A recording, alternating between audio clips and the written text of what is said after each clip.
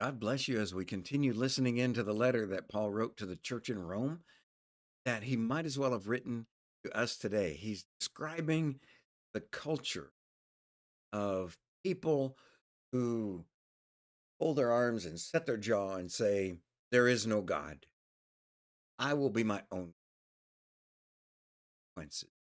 Of that decision to reject the clear evidence, to ignore the proclamations of the stars and the declaration of the wind and the waves, and to say there is no God. This all happened by accident.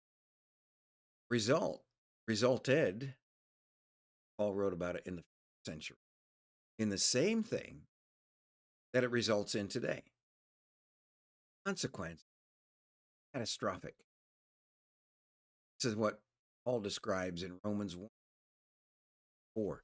Therefore, God gave them over in the lusts of their hearts to impurity, so that their bodies would be dishonored among them. I like to compare the New Living Translation. They've done a pretty good job.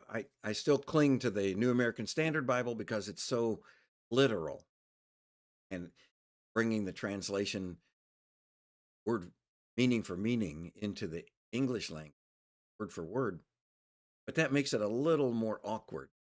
Get the pretty accurate translation. The New Living Translation uses words like "pile,"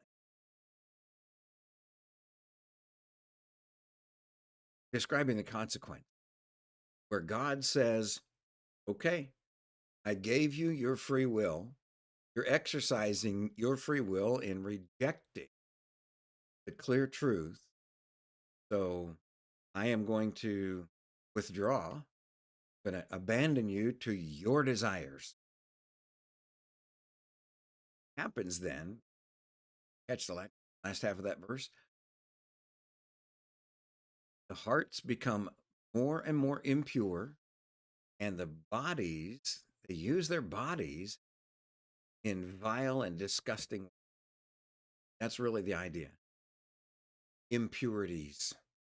Hearts become impure, and the way they use their bodies, he's talking about specifically sexual immorality, crossing the boundaries, and then there's no boundary.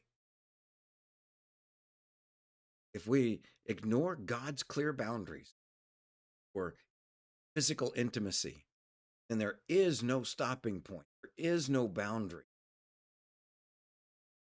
Watching that happen in our culture again in this age, this day. We look around the United States, see what people are doing with their bodies. It is vile and disgusting from God's perspective.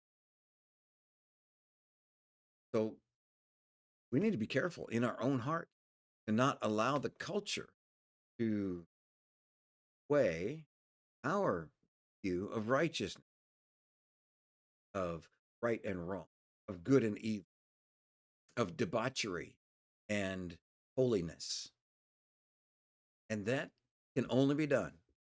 Cling to the word of God as we love the boundaries that God has set down for us, knowing that he's done it for our good. These boundaries that God lays down, marriage is between one man and one woman. There are two genders, and no one is ever born in the wrong body. Boy is a boy and a girl is it's God's design. Now, people obviously rebel against God's boundaries, but the consequences of that rebellion and that rejection are disastrous.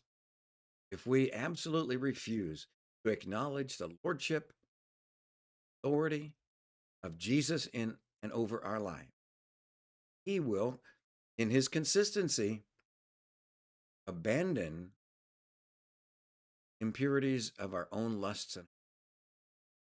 And then, unless there is a conversion, hope. Thank God for his grace and mercy.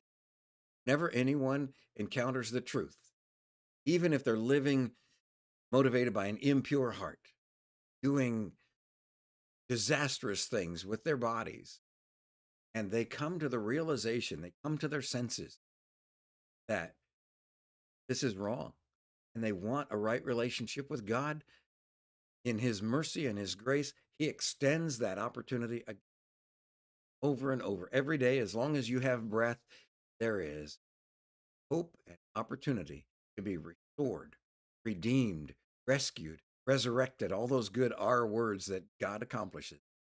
Jesus Christ, because He loves you.